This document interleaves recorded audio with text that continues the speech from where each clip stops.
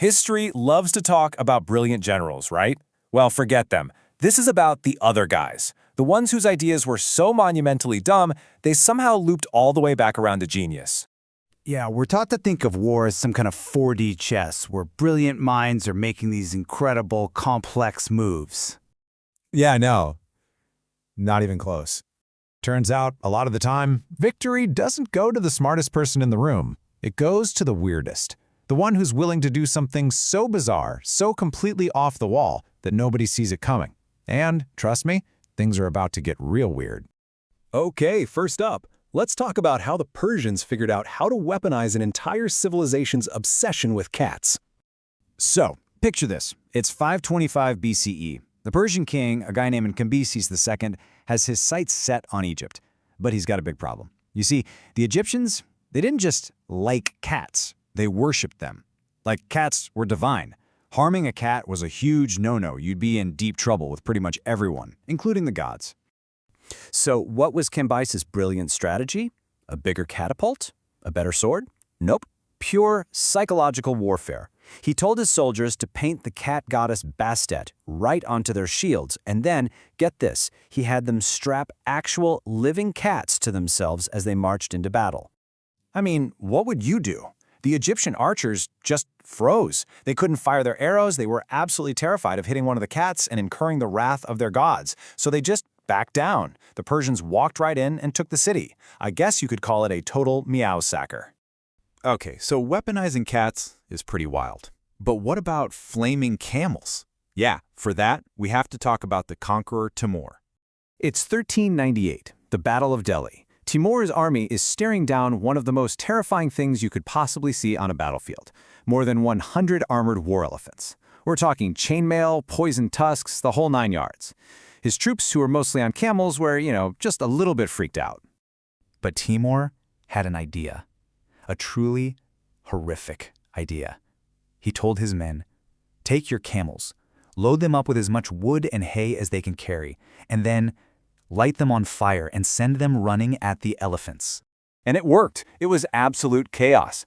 Imagine you're a war elephant, and you see a screaming, burning camel running straight for you. You'd panic too. The elephants went nuts. They turned right around and stampeded directly through their own army, crushing their own soldiers. Timur basically just had to sit back and watch his enemy destroy themselves. All right, let's jump forward a few hundred years to World War II, because things didn't get any less weird. Okay, so you're on the USS O'Bannon, an American destroyer, April 1943. You spot a Japanese submarine on the surface. Perfect! You go in to ram it, but you get too close, like right alongside it. So close that your big guns can't even aim down low enough to shoot. Meanwhile, you can see the Japanese sailors scrambling onto their deck to man their guns. This is it, a real life-or-death standoff. So what do the Americans do? What's their brilliant naval tactic? Well, they look around, grab the only thing they have on hand, and start chucking potatoes at the enemy. I'm not kidding, they just started a food fight. But here's the crazy part. In the dark, the Japanese sailors saw these small, round objects flying at them and thought they were grenades.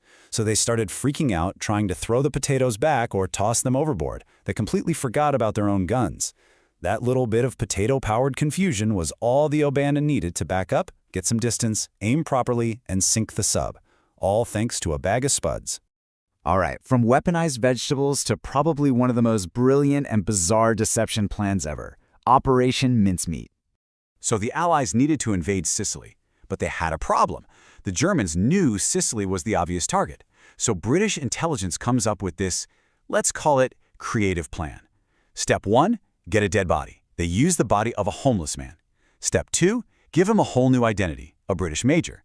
Step 3, chain a briefcase to his wrist filled with top-secret, totally fake plans for an invasion of Greece.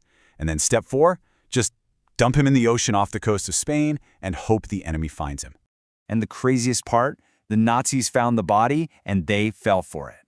Hook, line, and sinker. They totally believed the fake documents. Hitler himself ordered entire divisions, tanks, planes, everything, to be moved away from Sicily to go defend Greece instead. So when the Allies actually invaded Sicily, the main German forces were literally in the wrong country. The Allies took the island in just 8 days. The whole thing succeeded because of a lie, carried by a dead man. Okay, for our last one, let's head back to the American Revolution for a perfect example of fake it till you make it. So, it's 1780. A guy named Colonel William Washington has a group of loyalists cornered in a fort. The problem is, he doesn't have enough guys to actually attack them. So, what does he do? He gets his men to cut down some big pine logs, paint them black, and point them at the fort to make them look like huge cannons. The Loyalist commander appears over the wall, sees what he thinks is an entire battery of heavy artillery aimed right at him, and just immediately surrenders. Washington took the entire fort without firing a single shot. His greatest weapon was just some very well-painted firewood. And really, that's the whole point, isn't it?